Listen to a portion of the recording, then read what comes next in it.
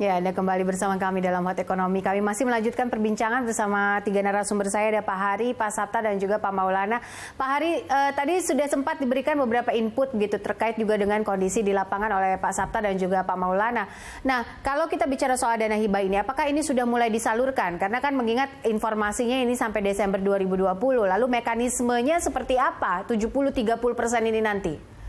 Ya, yang sudah ditetapkan adalah yang dapat ada 101 kota dan kabupaten. Tadi saya tambahkan ya, tadi semua ibu kota provinsi juga dapat ya, selain kota-kota tadi.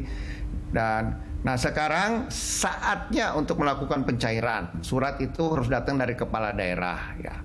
Ya memang di dalam tadi masukan dari Pak Maulana, di pemerintah daerah kadang-kadang ada tambahan peraturan atau mungkin karena ketidaktahuan atau bingung. Nah, kami menyediakan customer service, ada license officer yang mereka punya tanggung jawab terhadap masing-masing si A ini ke kota kabupaten mana, A kota B kota kabupaten mana. Saya punya listnya, jika nanti Pak Maulana ingin saya kirimkan sehingga bisa kontak ke sana, bisa tahu ada problem apa biar kami selesaikan. Jadi problemnya bisa sama dari beberapa daerah. Nah itu sekarang saatnya untuk kepala daerah meminta pencairan karena waktunya udah mepet ini.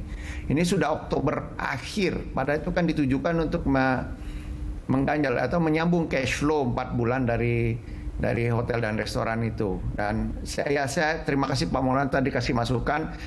Untuk saya juga dibantu, kami pemerintah pusat tidak bisa benar-benar menjaga ya, tapi kami dikasih tahu mana yang kita harus jaga secara detail, nanti saya sampaikan untuk kita koordinasikan di dalam. Okay. Nah terus tadi juga satu lagi saya ingin tambahkan, nanti kalau sudah dapat ini ada juga dana dari kami untuk industri itu melakukan sertifikasi CHSE dari Kementerian Pariwisata. Nanti tolong Pak Maulana sampaikan untuk mereka daftar di website chse.kemenparekraf.go.id. Kami anggarkan untuk lakukan itu, nanti auditor kami kirim dapat sertifikat kalau mereka lolos. Silakan dikomunikasikan Pak Maulana. Oke, silakan Pak Maulana.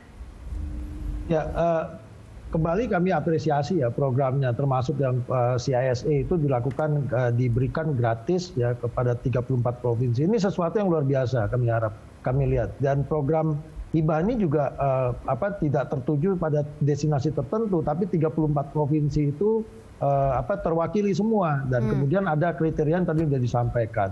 Namun bagaimanapun juga kami di pelaku usaha di sektor hotel dan restoran tidak melihat nilai Pak Hari.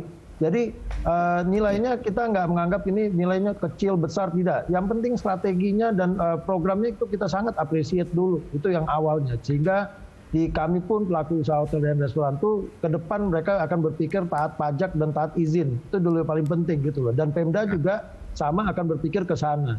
Nah kemudian terkait dengan permasalahan yang kami lihat secara nasional, kami siap membantu pemerintah untuk mengawal implementasi. Jadi terima kasih tadi sudah ada LO Pak di setiap daerah, namun sekali lagi kami tetap berharap dikeluarkannya ada surat edaran tentang cara berhitung untuk implementasi. Itu kemudian juga syarat itu bahwa ditegaskan ke pemerintah daerah tidak dirubah-rubah. Jadi syarat itu sudah menarik karena gini, kalau disyaratkan lagi, ada beberapa pelaku usaha saya akui tahun 2020 ini pembayaran pajak hotel restorannya tersangkut memang. Itu kan kondisi yang mengatakan begitu. Jadi mesti dilihat juga performance selama year on year-nya apakah mereka memang bermasalah. Kan itu juga harus ada penilaian Pak.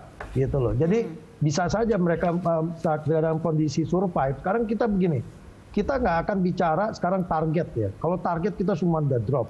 Sekarang yang kita bicara untuk pelaku usaha itu adalah bagaimana how to survive. Bagaimana survive. Ini 4 bulan dibantu oleh Kemenpar, sedikit banyaknya bisa membantu untuk mendukung operation hotel dan restoran. Kemudian kita juga akan menghadapi 3 bulan ke depan. Alhamdulillah pemerintah juga ada strategi seperti liburan kali ini, walaupun liburan itu tidak meningkatkan secara signifikan okupansi ke seluruh nasional, hanya kepada destinasi yang punya objek, namun paling tidak bisa menambah daya tahan untuk menambah, kan kita berpikir nih untuk nambah lagi nanti di 2021. Nah ini kita bagaimana kita tetap bisa operation, karena bagaimanapun ada juga hotel yang bukannya strategi, oke sekarang saya buka, nanti begitu habis liburan kita tutup lagi untuk bernapas. Karena kalau dia buka akan makin dalam subsidinya. Sehingga nanti dia buka lagi pada saat nanti dia liburan. Itu liburan Desember kan masih ada liburan yang panjang nanti gitu loh. Ya. Nah ini yang kita lakukan. Nah ini sekali lagi kita apresiasi Pak Hari, namun kita punya catatan yang mungkin sebagai catatan nanti ke Kemenpar untuk melakukan ini, untuk melakukan membuat surat edaran sehingga ada perhitungan yang kita juga paham dari pelaku juga, sehingga dua-duanya sama-sama bisa mengawal dan LO itu berfungsi nanti Pak. Gitu. Ya. Oke, sebelum ke Pak Hari saya ingin tanggapan Pak Sapta soal ini. Mungkin soal strategi dan juga mapping apa yang paling tepat gitu untuk mengawal dana hibah ini dan juga memanfaatkan long weekend kemudian juga sampai di Desember 2020 nanti agar sektor ini lumayan bisa resilient lah saat ini. Jadi gini, kalau tadi ini kan seperti simptomnya. Jadi kita kan ini orang lagi sakit dikasih obat supaya sembuh, paling nggak sekarang, ya kan. Tapi kita juga harus melihat di medium term sama juga agak sedikit long term, nggak terlalu long term, medium term aja. Umpamanya tadi ya dengan dana ini kan lebih ke cash flow problem atau operational problem yang dibantu. Tapi kan nggak cukup untuk itu sebetulnya karena dengan keterpurukan ini hotel-hotel yang kalau mau survive ke depan dia harus ada new investment, dia harus ada investasi baru. Pertanyaannya kalau Pak Maulana itu, Mas Maulana itu, dari mana mereka dapat new investment untuk, karena Pak adaptif dengan kondisi sekarang, harus ada new investment. Salah satu adalah ya mengenai, mau nggak mau harus dibantu dengan IT, dibantu dengan satu sistem yang relatif adaptif dengan protokol kesehatan. Jadi tidak hanya soal, scanning saja, tapi juga masalah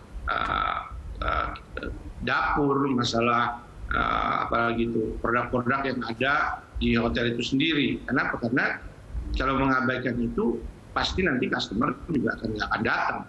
Nah itu ya. Jadi ada new investment yang harus dipikirkan untuk medium term. Kalau sekarang cash flow-nya lagi terganggu, semuanya juga seperti itu. Tapi paling tidak itu juga harus dipikirkan. Apakah nanti juga ada lagi bantuan seperti itu di Januari, Februari, Maret? Nah ini kan juga jadi pertanyaan. Nah ini yang perlu juga secara holistik dilihat itu. Saya lihat juga ada beberapa hotel yang memang punya kemampuan survive sendiri ya. Dia sudah mempunyai persiapan seperti itu. Dia ada investasi baru sehingga mereka juga bisa menampung wisatawan lokal dan juga domestik ke hotelnya. Dan okupansinya juga lumayan, ada di bawah 50%, tapi dia survive. Itu juga cukup banyak. Saya sendiri beberapa kali diundang dan saya nginep di hotel itu, saya lihat dia tidak hanya cash flow, tapi juga dia investasi di situ. Mengapa? Saya lihat semuanya sudah mulai tertata dengan protokol kesehatan yang mau nggak mau dibantu IT.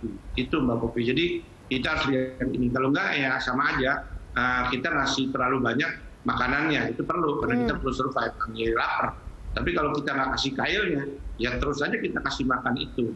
Jadi saya pikir perlu memang cash flow untuk emergency plan-nya, survival timing-nya sekarang ini survival action-nya susah banget.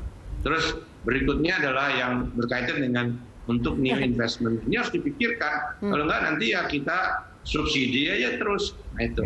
Terus yang berikutnya adalah, ini saya tambahkan, juga kita harus mendorong aktivitas. Yeah. Nah, itu zaman bom Bali dan yang lain-lainnya juga itu tidak hanya pusat. Daerah juga bisa melakukan aktivitas-aktivitas seperti meeting, insentif, dengan protokol, dengan hybrid dan seterusnya. Itu bisa dilakukan. Kemarin saya diundang oleh Perindustrian, mereka melakukan hybrid.